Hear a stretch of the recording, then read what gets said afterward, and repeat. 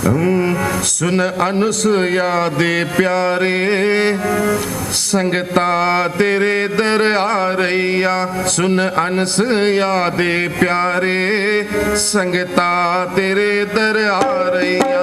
सुन अनुसुया दे प्यारे, संगता तेरे दर आ रैया। सुन अनुसुया दे प्यारे, संगता तेरे दर आ रैया। तेरे दर्शन खातिर स्वामी बन बन के टोलियां आ रैया। तेरे दर्शन खातिर स्वामी बन बन के टोलियां आ रैया। सुन अनुसुया दे प्यारे, संगता तेरे दर आ रैया। सुन अनुसुया दे प्यारे, संगता तेरे दर आ रैया। लेन परीक्षा ब्रह्मा विष्णु शिवजी पत्थर लाए। लेन परीक्षा ब्रह्मा विष्णु शिवजी पत्थर लाए।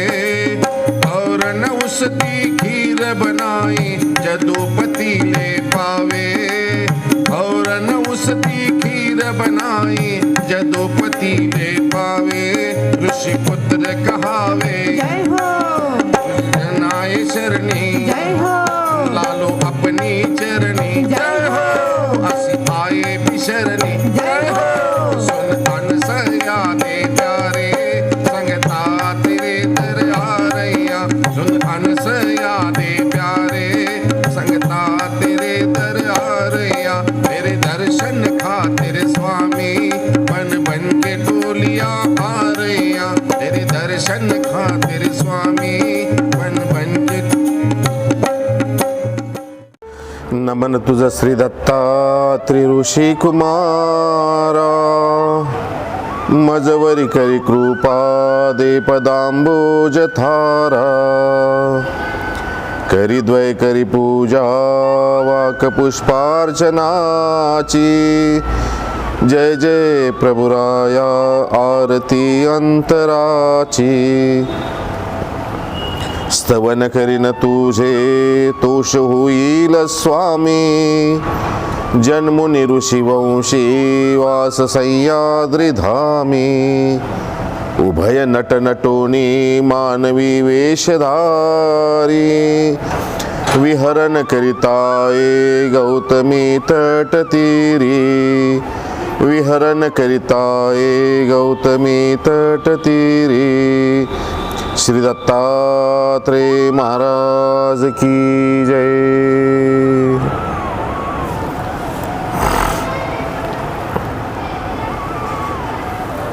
श्री दत्तात्रेय महाराजांच्या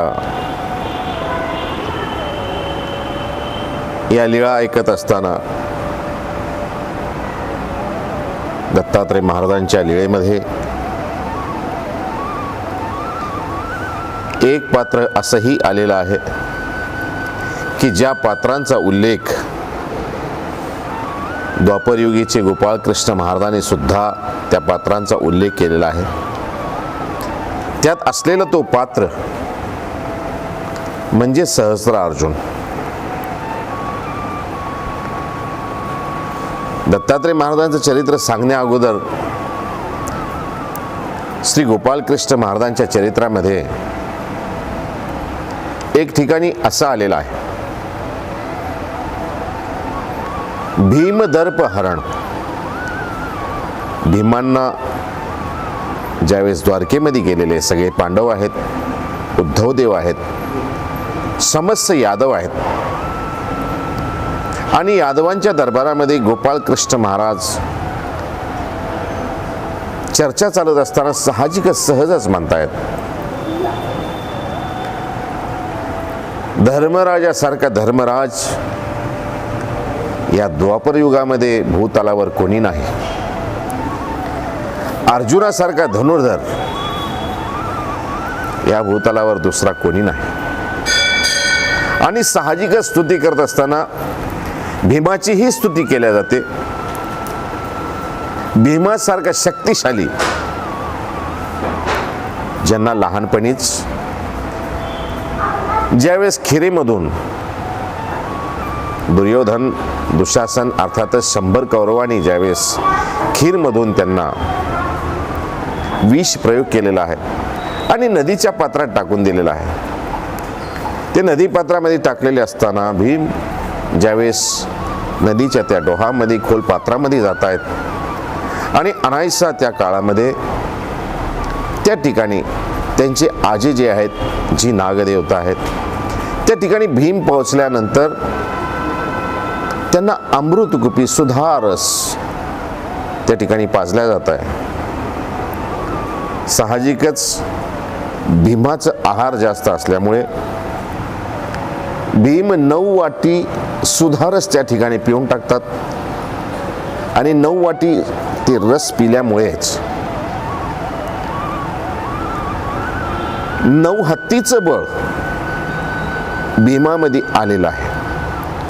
अशी कथा आपण ह्या महाभारताच्या ग्रंथामध्ये वाचत असताना आपल्या एक लक्षात येते.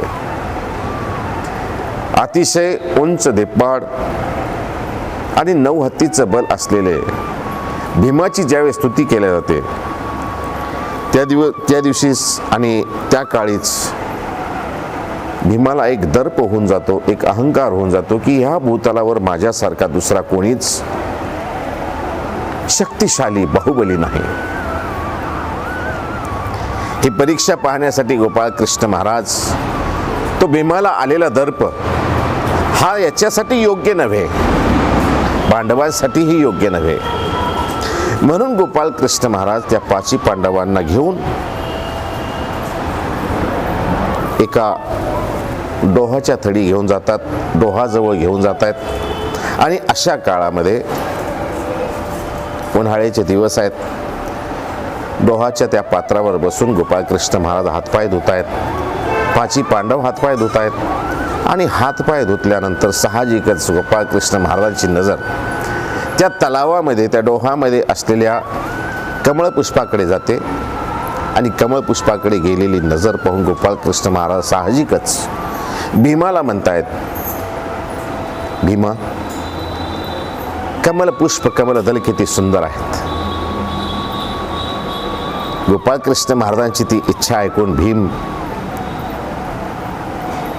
ते कमलदल आणण्यासाठी, कमलपुष्प आणण्यासाठी तयार होतो आणि त्या पात्रामध्ये, त्या डोहामध्ये, त्या तलावामध्ये उडी मारतोय. पोहत तिथपर्यंत पोहोचतायत. कमलदल तोडल्या जात आहे, कमलपुष्प हातामध्ये घेतल्या जात आहे आणि परतीचा प्रवास भीमाचा सुरू होतोय. आणि अशा परतीच्या प्रवासामध्येच एका हातामध्ये कमलदल धरलेला आहे, कमलपुष्प धरलेला आहे. मध्यामध्ये आल्यानंतर मग मात्र भीम त्या ठिकाणी बुडायला लागतात आणि आर्तवाणी, केविलवाणी हाक मारतात गोपाळ कृष्ण महाराजांना, मला वाचवा, मला वाचवा. अथांग पाणी असलेल्या त्या जलामध्ये, जलाशयामध्ये 5 पांडवी हतबल आहेत. कोणी समोर जायला तयार नाहीत, यादवापैकी कोणी पुढे यायला तयार नाहीत. आणि अशी अवस्था असताना गोपाळ कृष्ण महाराज साहजिकच हाक मारतायत, भीम या, तुम्ही जवळच आहात, या, तुम्ही येऊ शकता. पण तरी त्या ठिकाणी मध्यामध्येच भीम बुचकळ्या खायला लागतो आणि बुचकळ्या खात असतानाच गोपाळ कृष्ण ज्यावेळेस नाकातोंडामध्ये पाणी चाललेलं आहे आणि आर्तवाने भीम हाक मारते, गोपाळ कृष्ण महाराज साहजिकच चलत तिथपर्यंत जात आहेत जिथं भीम आहे. ज्या ठिकाणी बुडतायत त्या ठिकाणी पोहोचतायत गोपाळ कृष्ण महाराजांचं गुडघ्या एवढं पाणी आहे आणि त्या गुडघ्या एवढ्या पाण्यामध्ये भीम बुडतायत, डुबतायत. गोपाळ कृष्ण महाराज भीमांना हात देत आहेत आणि बाहेर त्यांना घेऊन येत आहेत. दमछाक झालेली भीमाची, गोपाळ कृष्ण महाराजांची ती अनुपम लीळा सगळे 5 पांडवही पाहतायत, भीमही पाहतोय, यादवही पाहतायत की गुडघ्या एवढ्या पाण्यामध्ये एवढा बलशाली असलेला भीम बुडतोय आणि गोपाळ कृष्ण महाराज सहज साहजिकच त्यांना घेऊन येत आहेत. ही घडलेली कथा भीमाला जो दर्प होता, जो अहंकार होता की माझ्यासारखा शक्तिशाली कोणी नाही, बाहुबली कोणी नाही, या लीळेतून भीमाचा तो दर्प हरण झालेला आहे. आणि गोपाळ कृष्ण महाराज ज्यावेळेस हात धरून त्यांना बाहेर आणतायत, थडीला बसतायत, खिन्न झालेले, मनामध्ये खजील झालेले, लाजलेले भीम ज्यावेळेस गोपाळकृष्ण महाराजांसमोर गोपाळकृष्ण महाराजांच्या डोळ्यामध्ये डोळा टाकू शकत नाही की एवढ्या अहंकाराने मी फुगलो होतो, फुललेलो होतो, माझ्यासारखा बाहुबली कोणीच नाही असं मला वाटत होतं. पण गोपाळकृष्ण महाराजांच्या अचाट शक्तीपुढे मी शून्य आहे, न्यून आहे, ही ज्यावेळेस भीमाला कळते त्यावेळेस त्यांचं दर्पहरण होतं. आणि साहजिकच त्यावेळेस कथा सांगितल्या जाते. गोपाळकृष्ण महाराज ही कथा सांगतायत की भीमा, अरे तू ज्याच्यामध्ये बुडत होता ती माहिती आहे का तुला काय आहे? भीम म्हणतात, होय, अथांग जलाशय आहे ते प्रभूवर, ज्यामध्ये माझ्यासारखा बाहुबली बुडतोय. गोपाळकृष्ण महाराज साहजिकच सहजच उठतायत. डाव्या पायाच्या अंगठ्याने त्याला वर असं उचलतायत. त्या जलाशयाला पाय लावलं काय, जशी एखादं पात्र, उथळ पात्र उलथून पडावं त्याप्रमाणे तो जलाशय उलथून पडतोय. आणि उलथून पडल्यानंतर त्याच्या त्या पाण्याच्या प्रवाहामुळे मोठमोठाले वृक्ष, मोठमोठाले पाषाण वाहून जात आहेत, जमीन चाटून निघते. हे पाहिल्यानंतर भीम साहजिक म्हणतात, पाहिलं देवा, किती अथांग जलाशय आहे. गोपाळकृष्ण महाराज म्हणतात, तुला माहिती आहे का हे काय आहे भीमा? ते म्हणाले, जलाशय आहे देवा. गोपाळकृष्ण महाराज स्मित हास्य करतायत. गोपाळकृष्ण महाराजांच्या स्मित हास्यामध्ये सारी दुनिया, सारे विश्वच त्या ठिकाणी सामावलेलं आहे ना. गोपाळकृष्ण महाराजांचं स्मित हास्य हे गुह्य, साहजिक सहज असणारं हास्य नाही आहे, हे गुह्य आहे. गोपाळकृष्ण महाराजांच्या त्या स्मित हास्यामध्ये गुह्य होतं. गोपाळकृष्ण महाराज भीमाला सांगतायत, भीम, अरे हे कुंभकर्णाची कवटी आहे. ही कवटी पूर्ण कवटी ही नव्हे. ज्यावेळेस रामाचं आणि कुंभकर्णाचं युद्ध झालेलं आहे त्यावेळेस रामांच्या बाणाने कुंभकर्णाची कवटी उडालेली आहे आणि त्या कवटीच्या 3 ठिकऱ्या झालेल्या आहेत. त्या 3 ठिकऱ्यापैकी ही एक ठिकरी आहे. असे 3 जलाशय त्याचे झालेले आहेत. एवढा मोठा तो कुंभकर्ण. भीम साहजिकच विचारतायत की देवा, जर भीमाची कुंभकर्णाची कवटी जर एवढी असेल तर कुंभकर्ण केवढा असेल? आश्चर्याने भीमाने विचारलेला प्रश्न. त्या ठिकाणी गोपाळकृष्ण सांगतायत, भीमा, कुंभकर्णाच्या एका डोळ्याच्या बुबळीपासून दुसऱ्या डोळ्याच्या बुबळीपर्यंतचं अंतर म्हणजे 12 गाव. 12 गाव त्या ठिकाणी सामावल्या जायची. एवढा अचाट शक्तीचा, एवढा मोठा बाहुबली झालेला तो कुंभकर्ण. अशी ही कथा गोपाळकृष्ण महाराज त्या ठिकाणी सांगतायत. भीमाला वाटतं की ह्या कुंभकर्णाच्या अचाट शक्तीपुढे, बाहुबलीपुढे मी काहीच नाही आहे, अगदी न्यून आहे. भीम म्हणतात की देवा, मग कुंभकर्णासारखा दुसरा कोणी बाहुबली नाही का? त्या ठिकाणी गोपाळकृष्ण महाराज सांगतायत, रावण आणि कुंभकर्ण एवढे बाहुबली होते, परंतु ह्या बाहुबलींना रुंड बाहुनी म्हणजे सहस्त्र अर्जुनाने साहजिकच बंदी बनवून आपल्या बंदीखान्यामध्ये टाकलेलं होतं. म्हणजे सहस्त्र अर्जुन किती शक्तिशाली असेल, अशी ही सहस्त्र अर्जुनाची त्या ठिकाणी रुंड बाहू, अर्थातच सहस्त्र अर्जुन, ज्याला कार्तिवीर्यही म्हणल्या जातं, हा इतका शक्तिशाली असलेला सहस्त्र अर्जुन. पुन्हा भीम प्रश्न करतोय की देवा, सहस्त्रार्जुनापेक्षा कोणी दुसरा मग बाहुबली नाही का? गोपाळकृष्ण महाराज सांगतायत, ह्या सहस्त्र अर्जुनाला कितीतरी वेळा राजा बलीने आपल्या बंदीखान्यामध्ये टाकलेला आहे. आणि रावण कुंभकर्णाला जसे कीटकांना धरून आणतात ना, तसं बाहुबलीने रावण आणि कुंभकर्णाला दोघांना धरून आणलेलं आहे आणि आपल्या मुलांना खेळण्यासाठी दिलेला आहे. एवढा शक्तिशाली असलेला तो बलिराजा. सांगायचं तात्पर्य आहे, गोपाळकृष्ण महाराजांच्या ग्रंथामध्ये गोपाळकृष्ण महाराजांनी सुद्धा ज्यांचा नामाचा उल्लेख केलेला आहे असे सहस्त्र अर्जुन, या सहस्त्र अर्जुनाची कथा आज या ठिकाणी आपण ऐकणार आहोत. ज्या दत्तात्रय महाराजांनी महिकावतीचा असलेला राजकुमार अर्थातच राजा कार्तवीर्य, त्या कार्तवीर्याला वरदान दिलेलं आहे. कार्तवीर्य अर्थातच सहस्त्र अर्जुन, अर्जुन त्याचं नाव आहे. कार्तवीर्य त्यांच्या हे महिकावतीचे राजे कार्तिक, त्या राजांचा पुत्र म्हणून कार्तवीर्य अर्थातच सहस्त्र अर्जुन. दत्तात्रय महाराजांच्या वरदानामुळे त्याच्या 2 बाहूमध्येच सहस्त्र बाहू इतकी ताकद त्याच्या बाहूमध्ये आली होती, म्हणून त्याचं नाव सहस्त्र अर्जुन. ही असंही उल्लेख ह्या दत्तचरित्रामध्ये किंवा आमच्या मराठीचं आद्यचरित्र असलेलं ज्या लीळेमध्ये भगवान श्री चक्रधर स्वामींनी सहस्त्र अर्जुना वर प्रदान अशी लीळा सांगितलेली आहे, त्या लीळेमध्ये ज्याचा उल्लेख आलेला आहे. दत्तात्रय महाराजांनी ज्यांना वरदान दिलेलं असं सहस्त्र अर्जुनाची कथा आज आपण ऐकणार आहोत. महिकावती नगरीचे राजे असलेले कार्तिक राजा, अत्यंत धार्मिक,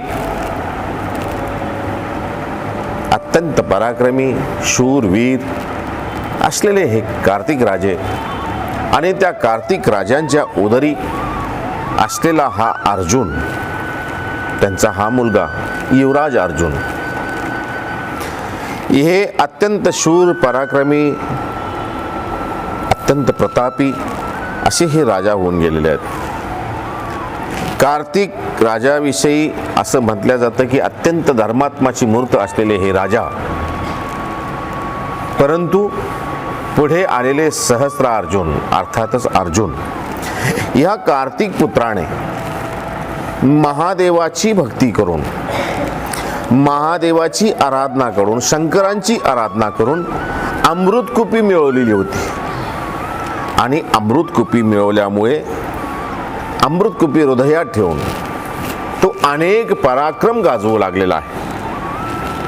हिंदीमध्ये म्हणतात ना, खुदा जब हुस्न देता है तो नजाकत आ ही जाती है. खुदानी जर नजाकत दिलेली आहे ना, देवतेचं जर वरदान भेटलेलं आहे ना, अमृतकुपी भेटलेली आहे ना, मग ती आलेला जो ताकद आहे, ती ताकद कुठे ना कुठे तो वापरणारच. त्याप्रमाणेच झालेला आहे. ह्या कार्तिवीर्य पुत्राने अर्थात अर्जुनाने महादेवाकडून, शंकराकडून अमृतकुपी भेटल्यानंतर हृदयामध्ये ठेवून अनेक पराक्रम तो गाजवायला लागलेला आहे. पराक्रम ही इतके गाजवायला लागलेला आहे की त्याला सारी पृथ्वीच जिंकावी की काय, पृथ्वीच काय परंतु देवता लोकापर्यंत त्याची मजल गेलेली आहे असा हा अर्जुन. परंतु जर सत्कार्यासाठी जर असेल तर त्याला ईश्वराचाही सहाय्य असतो, किंवा ज्या देवतेची आराधना करतो ती देवताही त्याला सहाय्य करत असते. परंतु जर आपला हा पराक्रम अघटित कार्यासाठी जर घटत असेल, करत असेल, मग मात्र त्या ठिकाणी थोडीशी अडचण येत असते. म्हणून सत्कार्य जर करायचं असेल तर ईश्वरीचं सहाय्य अवश्य आहे. परंतु ज्या ठिकाणी सत्कार्याशी असत्कार्याची जोड बळते, असत्कार्याचा प्रभाव वाढतोय, त्या ठिकाणी मात्र आता ही जी घडलेली कथा ही होणारच. या पराक्रमाला दुष्ट विचाराने ग्रासलेला जो रावण आहे, तोही या कार्तवीर्याच्या पराक्रमामुळे ग्रसित झालेला आहे. म्हणून रावणाने सुद्धा, आता रावणाची जर कथा पाहिली आपण तर जय विजयचे द्वारपाल असले, वैकुंठीचे द्वारपाल असलेले जय विजय आणि ब्रह्म्याचे मानसपुत्र म्हणजे सनक, सनकादिक, सनत कुमार आणि सनत नंदन यांनी दिलेले शाप, त्या शापास्तव यांना हे देह भेटलेला आहे. परंतु त्यामध्ये सुद्धा असं म्हटलं जातं की कुठेतरी त्या ब्रह्म्याच्या मानसपुत्रामध्ये आणि हे जे शाप भेटलेले आहे ते द्वारपालामध्ये जय विजयमध्ये विष्णूने शिष्टाई केली म्हणून 7 जन्माचं 3 जन्मावर आलेलं आहे. आणि ते 3 जन्म त्यांचे जे झालेले आहेत ते एक हिरण्यकश्यप, दुसरा जन्म झालेला आहे तो रावण कुंभकर्ण, आणि तिसरा जो जन्म झालेला आहे तो द्वापार युगामध्ये शिशुपाल आणि वक्रदंताचा. कथा सहस्त्रार्जुनाची सांगायची आहे, परंतु हे रावण आणि कुंभकर्ण हे ब्राह्मण वंशात असून दैत्य होते. त्याचं कारणही तसं आहे. रावण आणि कुंभकर्ण विभीषण अर्थातच हे 3 जे मुलं आहेत हे 3 मुलं ऋषीपासून श्री सवस ऋषी आणि कैकसी ही दानव कुळातली आणि श्री सवस हे जे रावणाचे पिता आहेत ते ब्राह्मण कुळातले अत्यंत तपस्वी असलेले श्री सवस आणि कैकसी यांचे हे पुत्र असलेले रावण आणि कुंभकर्ण. कैकसीच्या वडिलांचं नाव बल, सुबल आणि माल्यकुमार असे असलेले हे 3 भाऊ हे दैत्य कुळामधले आहेत. परंतु दैत्य कुळामध्ये असताना यांनी जो घातलेला धुमाकूळ आहे, या धुमाकूळामुळे सगळे देवता लोक इंद्रापर्यंत गेलेले आहे, इंद्र विष्णूपर्यंत गेलेला आहे. आणि विष्णूने ह्या ठिकाणी अवतार धारण करून बल, सुबल आणि माल्यकुमार ह्या तिघापैकी सुबलला मारलेला आहे. बाकीचे 2 बंधू जे आहेत म्हणजे कैकसीचे वडील आणि एक चुलते हे दोघे पाताळात जाऊन लपलेले आहे. अशी कथा रामायणामध्ये कुठेतरी अशी आलेली आहे. त्यांच्या कुळामध्ये श्री सवस आणि कैकसीचे पुत्र असलेले रावण आणि कुंभकर्ण आणि विभीषण. कैकसी ज्यावेळेस वाईट हेतूने श्री सवस जवळ येते, संध्याकाळची वेळ आहे, तपस्वी असलेल्या ते श्री सवसाने ओळखलेला आहे की ही ज्या हेतूने आलेली आहे ते हेतू पूर्ण करण्यासाठी तिने सांगितलं श्री सवसने की तू ज्या हेतूने माझ्याजवळ आलेली आहेस ते तुझे हेतू पूर्ण होतील, परंतु संध्याकाळच्या वेळेस तू आलेली आहेस आणि तो हेतू पूर्ण व्हायचा असेल तर तू आहे दानव कन्या, मी आहे ब्राह्मण कुळातला, परंतु होणारे जे पुत्र आहेत ते ब्राह्मण असून त्यांचे कर्म जे आहेत ते मात्र दानवांचे राहतील. म्हणून रावण आणि कुंभकर्ण दोघं ब्राह्मण कुळातले असून सुद्धा त्यांचे कर्म जे होते ते मात्र दानवासारखे होते. कैकसीने विनंती केली श्री सवसांना की गुरुवर्य, पतिवर, मी तुमच्याजवळ आलेले आहे, कारण माझ्या वडिलांनी जो धुमाकूळ घातलेला होता त्यामुळे त्यांना ह्या भूतलावर जागा नसताना पाताळ लोकामध्ये आहेत आणि त्यांना भूलोकावर यायचं आहे, म्हणून माझ्या वडिलांनी तुमच्याजवळ पाठवलेला आहे. त्याची ती विनंती ऐकून श्री सवसने सांगितले की तुला 3रा मुलगा जो होईल तो माझ्यासारखा अत्यंत धार्मिक आणि चांगला निघेल, धर्मात्मा होईल, म्हणून 3रा मुलगा जो झालेला आहे तो विभीषण. हे दानव कुळात ब्राह्मण असून दानव कुळात जन्मलेले आहेत, परंतु धार्मिक वृत्तीचे असल्यामुळेच विभीषण हे रामाला जाऊन मिळालेले आहेत. अशी रावण आणि कुंभकर्णाची कथा रामायणाच्या कुठल्या तरी एका भागामध्ये येते. ते रावण आणि कुंभकर्ण यांच्याशी ह्या अर्जुनाचा म्हणजे कार्तिक राजांचा जो मुलगा आहे कार्तिवीर्य अर्जुनाशी अमृतकुपी धारण केल्यामुळे हृदयामध्ये युद्ध झालेलं आहे. आता ही कथा त्रेतायुगातली आहे, कारण रावण आणि कुंभकर्ण हे दोघेही त्रेतायुगामध्ये झालेले आहेत. दत्तात्रय महाराजांचा त्रेतायुगामधला अवतार आहे. कृतयुग संपत असताना त्रेताच्या सुरुवातीला, म्हणूनच या ठिकाणी ह्या तिघांचा उल्लेख आपण ज्यावेळेस करतो तर त्यांची सांगड अशी घातल्या जाते की हे रावण आणि कुंभकर्ण प्रत्येक वेळा ह्या अर्जुनाच्या सोबत युद्ध करत असताना प्रत्येक वेळा त्यांना पराजय पत्करावा लागलेला आहे. ह्या पराजयाला कंटाळून रावण आणि कुंभकर्णाने पुन्हा महादेवाची भक्ती केलेली आहे आणि महादेवाची भक्ती करून त्या महादेवाकडून म्हणजे शंकराकडून 14 चौकड्याचे आयुष्य आणि लंका ही मागून घेतलेली आहे आणि लंकेमध्ये ते राहायला लागलेले आहेत. अशी ही कथा या दत्तचरित्रामध्ये येत असते. शंकराच्या वरप्रसादामुळे त्या जोरामुळे रावणाने लंकेमध्ये आपलं राज्य स्थापन केलेलं आहे आणि ह्या लंकेमध्ये आपली पूर्ण सुवर्णाची लंका स्थापन केल्यानंतर मग हा मागे अर्जुनासोबत जितकेही युद्ध झालेले आणि त्या युद्धामध्ये पराजय पत्करावा लागलेला आहे, त्या पराजयाचा वचपा काढण्यासाठी म्हणून आपल्या पूर्ण राक्षस सेनेसह एकीवासना कोणी म्हणते की 4,20,000 त्याचं पूर्ण परिवार होता, परंतु दत्तचरित्रामध्ये उल्लेख येत असताना 52 कोटी असा त्या राक्षस परिवार हा त्या रावणाचा होता. त्या परिवारासह सर्व सैन्य दळेसह त्यांनी महिकावती राज्यावर म्हणजे सहस्त्रार्जुनाच्या त्या राज्यावर, कार्तिक राजाच्या राज्यावर आक्रमण केलेलं आहे. आता दोघांनाही महादेवाचं वरदान आहे. सहस्त्रार्जुनालाही अमृतकुपी भेटलेली आहे महादेवाकडून आणि रावणाला सुद्धा 14 चौकड्याचं आयुष्य आणि लंकेचं राज्य भेटलेलं आहे. दोघांमध्ये घमासान युद्ध झालेलं आहे. घमासानी इतकं युद्ध झालं की त्या युद्धामध्ये अर्जुनाला म्हणजे सहस्त्रार्जुनाला, कार्तवीर्याला पराजय पत्करावा लागलेला आहे. मागे झालेले युद्ध आणि त्याच्यामध्ये झालेला जो अपमान आहे, त्या अपमानामुळे, त्या अपमानाने ग्रसित झालेला तो रावण अर्जुनाचे दोन्ही हात कापून टाकतोय आणि त्याला महिकावती राज्यातून त्याला हद्दपार करतोय. अशी ही कथा येते.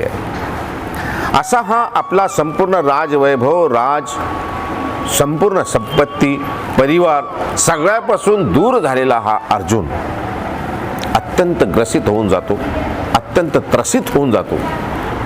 कुठेतरी त्याला असं एक सापडते, कोणतरी त्याला सांगते की तुझं हे दुःख जे आहे ते वाजवी आहे, परंतु तुला ह्या दुःखातून तारणारे एकच आहेत, ते आहे दत्तात्रय प्रभू.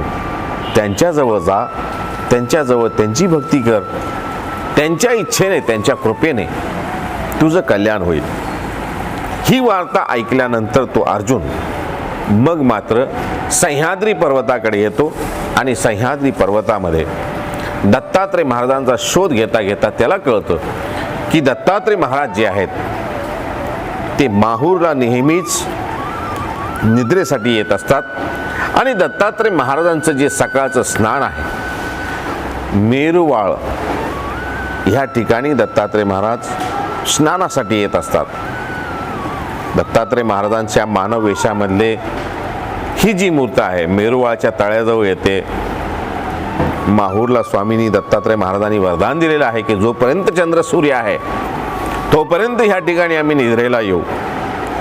ही मनामध्ये कुठेतरी एक आशा जागृत त्या अर्जुनाच्या होते आणि तो अर्जुन दत्तात्रय महाराजांच्या भेटीसाठी माहूर गडावर येतोय. सह्याद्री पर्वताच्या रांगेमध्ये दत्तात्रय महाराजांचा शोध घेतोय आणि दत्तात्रय महाराजांचा शोध घेत असताना एक दिवस त्याला दत्तात्रय महाराज मेरुवाळ तळ्यावर स्नान करून ज्यावेळेस केस वाळवत आपले त्या ठिकाणी बसलेले आहेत, अशा काळामध्ये तो सहस्त्रार्जुन नेहमीच्या सेवेप्रमाणेच दत्तात्रय महाराजांचे केस वाळत असताना त्या ठिकाणी तो आपल्या सुगंधी एक दुपटण्यामध्ये सुगंधी द्रव्यादी टाकून दत्तात्रय महाराजांना धूप दाखवायचा. अशी कथा दत्तचरित्रामध्ये येते.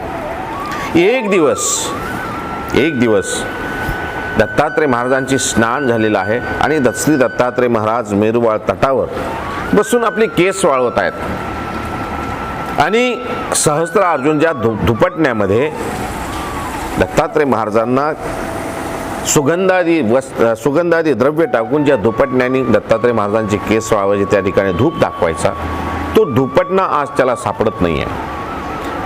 बराच शोधाशोध झाल्यानंतर शेवटी दत्तात्रय महाराजांची निघण्याची वेळ होते आणि अशा काळामध्ये तो गडबडीमध्ये असलेला, तो शोधत असलेला धुपटणा सापडत नाहीये, म्हणून तो चुलीमध्ये जातोय आणि चुलीमध्ये दोन्ही आपले हात घालतोय आणि हात घालून त्या दुंड्या हातावर म्हणजे रुंड बाहू असलेला तो अर्जुन, त्या रुंड बाहूवर ती अंगार घेतोय आणि त्याच्यावर धुपादी टाकून, सुगंधादी द्रव्य टाकून दत्तात्रय महाराजांना धूप दाखवतोय. जसे जसे निखारे जळतायत, जसे जसे सुगंधादी द्रव्य जळते, त्या द्रव्यासोबत, त्या अंगाऱ्यासोबत त्या सहस्त्रार्जुनाची कातडी सुद्धा जळायला लागते. ज्या ठिकाणी सुगंध यावं ना, त्या ठिकाणी मात्र वास यायला लागतोय, बदबू यायला लागते. ज्यावेळेस बदबूचा वास येतोय, ज्यावेळेस करपट वास यायला लागलेला आहे, त्यावेळेस दत्तात्रय महाराज साहजिकच मागे पाहतायत.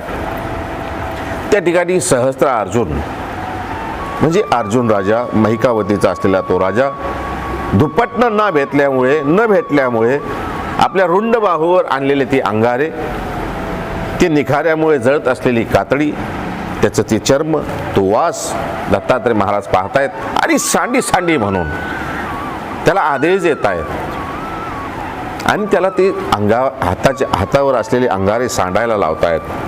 अशी कथा दत्तचरित्रामध्ये येते. त्याची ती तपस्या पाहून, त्याची ती भक्ती पाहून दत्तात्रय महाराज प्रसन्न होत आहेत आणि दत्तात्रय महाराज त्याला सांगतायत की बाळ तुला काय पाहिजे? आम्ही प्रसन्न झालो, तुझ्या भक्तीला आम्ही प्रसन्न झालो, काय पाहिजे सांग. अर्जुन दत्तात्रय महाराज समोर विनतकंदर होतोय, साष्टांग प्रणिपात करतोय आणि दत्तात्रय महाराजांना विनंती करतोय, प्रभूवर, आपण सृष्टीचे मालक चालक आहात, जगनियंता परमात्मा, आपण माझ्या मनातले भाव सगळे ओळखतात, आपल्याला माहिती आहे देवा मी या ठिकाणी का आलेलो आहे, मला सांगायची गरज नाही आहे. दत्तात्रय महाराज अंतर्यामी, अंतर्मनाने सगळं काही जाणतात आणि ती तपश्चर्या पाहून प्रसन्न होत आहेत. होय की नाही?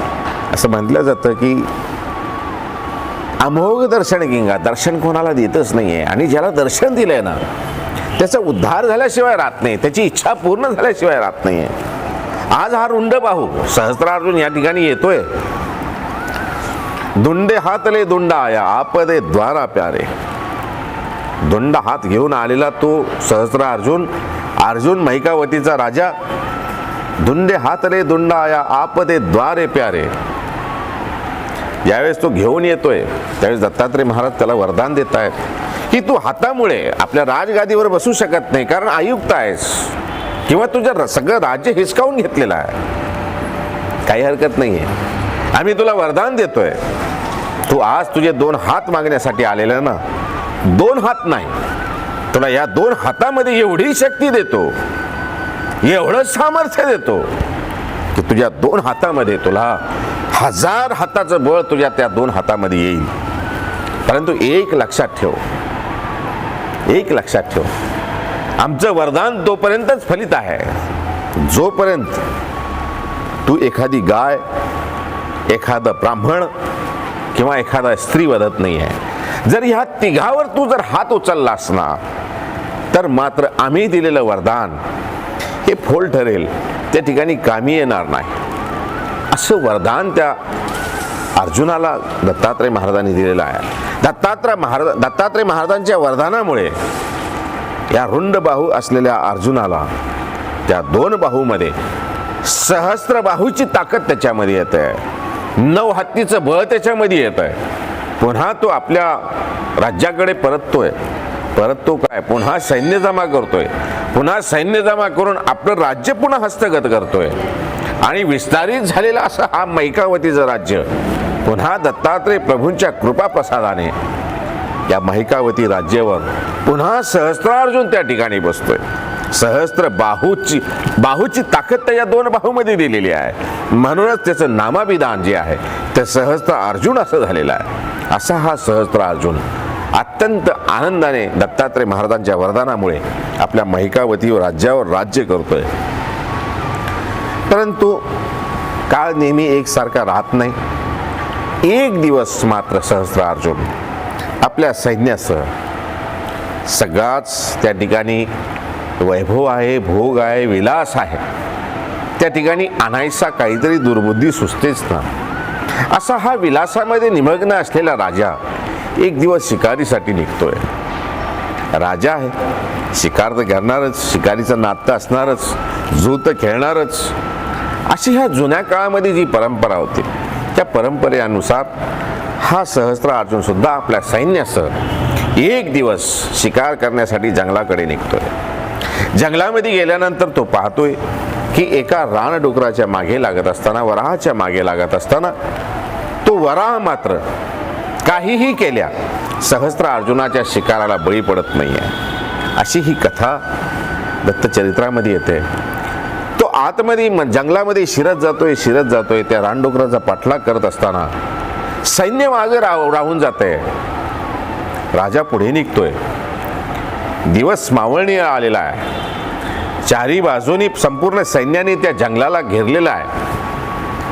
त्या वराहाची आज शिकार करायची आहे. आणि अशा काळामध्ये तो जो आहे त्या वराहाची संध्याकाळ झाली तरी शिकार होत नाही आहे. संपूर्ण सैन्य थकून भागून भुकेने व्याकुळ असलेलं सहस्त्रार्जुनाजवळ त्या जंगलाच्या मध्यावर सगळे एकत्र होत आहेत. त्या ठिकाणी पोहोचतायत आणि पोहोचल्यानंतर अत्यंत त्रसित झालेला तो राजा आणि त्याचं ते सैन्य. अशा सैन्यासोबत त्या अर्जुनाला तहानेने आणि भुकेने व्याकुल असलेला, पाणी सोबत नाहीये, सैन्याला पाठवल्या जाते की पहा कुठे पाणी वगैरे सापडतं का, कुठं एखाद्या जंगलामध्ये काही भेटते का, काय खायला भेटते का. आणि अशा काळामध्ये अर्जुन आपल्या सैन्याला पाठवतो. सैन्य जातायत, शोधतायत जंगलामध्ये. एक कोणती तरी चालत असलेला एक साधू संन्यासी त्यांना दिसतोय आणि त्या साधूजवळ ते पोहोचतायत. साधूला विनतकंदर होऊन ते दोन सैन्य विचारतायत, हे धर्मात्मा, ह्या जंगलामध्ये ह्या राज्याचा जो राजा, चक्रवर्ती राजा आहे, ज्याला सहस्त्रार्जुन नावाने ओळखतायत, तो सहस्त्रार्जुन आज एका वराहाच्या मागे लागून या ठिकाणी जंगलामध्ये वाट चुकलाय. भुकेने व्याकुल असलेला हा राजा आहे आणि ह्या राजाला भूक लागलेली आहे, तहान लागलेली आहे. तेव्हा कुठे पाणी प्यायला भेटेल काय, काही खायला भेटेल काय. ते ऋषीवरांनी हातानेच आपले इशारा केलेला आहे आणि सांगितलेला आहे की हे सैन्य जवळच या ठिकाणी जमदग्नी आणि रेणुका एक झोपडी करून राहतायत. त्या ठिकाणी तुम्ही पोहोचा म्हणजे निश्चितच तुम्हाला त्या ठिकाणी राजाला आणि तुम्हाला सुद्धा खायलाही भेटेल आणि पाणीही भेटेल. अशी कथा एक सांगितल्या जाते. त्या ठिकाणी ते दोन्ही सैन्य जात आहेत. एक साधारणशी झोपडी आहे, छोटीशी. बाहेर जमदग्नी आणि रेणुका दोघेही चौसरचा डाव मांडून त्या ठिकाणी खेळत आहेत. समोरच एक पांढरी शुभ्र गाय बांधलेली आहे. संध्याकाळची वेळ आहे आणि अशा काळामध्ये हे दोन्ही सैनिक त्या ठिकाणी पोहोचतायत. ऋषीवरांना पाहून हात जोडतायत, विनंती करतायत, हे ऋषीवर, आमचे राजे आज एका वराहाच्या मागे शिकारीसाठी लागलेले आहेत आणि शिकारीच्या शोधामध्ये राजा आज रस्ता चुकलाय. राजाने पण केलेला आहे, जोपर्यंत मी शिकार करणार नाही तोपर्यंत घरी जाणार नाही. राजा तानेने आणि भुकेने व्याकुल आहे. तेव्हा आपल्याजवळ राजाला प्यायसाठी जर पाणी भेटलं तर फार बरं होईल, काही खायसाठी भेटलं तर फार बरं होईल. अशी अगदी विनतकंदर होऊन ते दोन्ही सैन्य त्या ऋषीवरांना विनंती करतायत.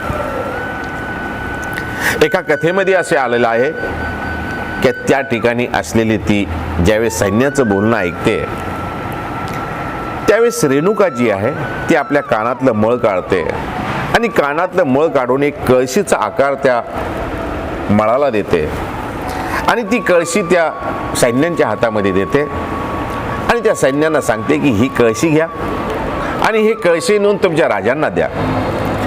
या कळशीमध्ये पाणी आहे, या पाण्यामुळे राजाची तहानी भागेल.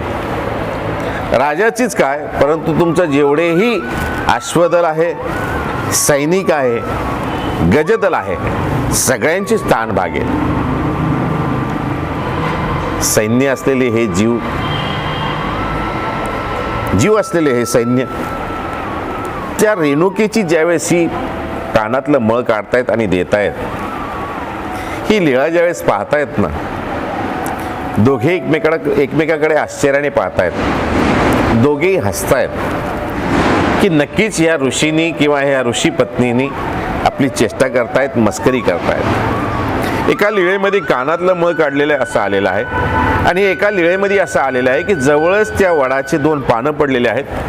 त्या पानाची द्रोणासारखं त्याचा आकार दिला जातं आणि त्या द्रोणामध्ये थोडं थोडं पाणी टाकून त्या दोन्ही सैन्यांच्या हातामध्ये दिलं जातं.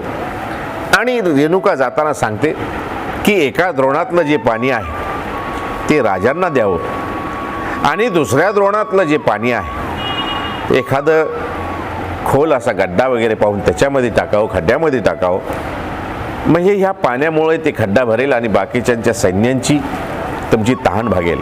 अशी दोन्हीही लीळा वाचण्यामध्ये माझ्या आलेल्या आहेत. आणि अशा कानातल्या मळाला घेऊन किंवा त्या द्रोणामधले ते पात्रामधलं द्रोणाच्या पात्रामध्ये असलेलं पाणी त्या दोघांना घेऊन हे सैन्य निघतायत. रस्त्याने निघत असताना मात्र चेष्टा मस्करी करत निघतायत.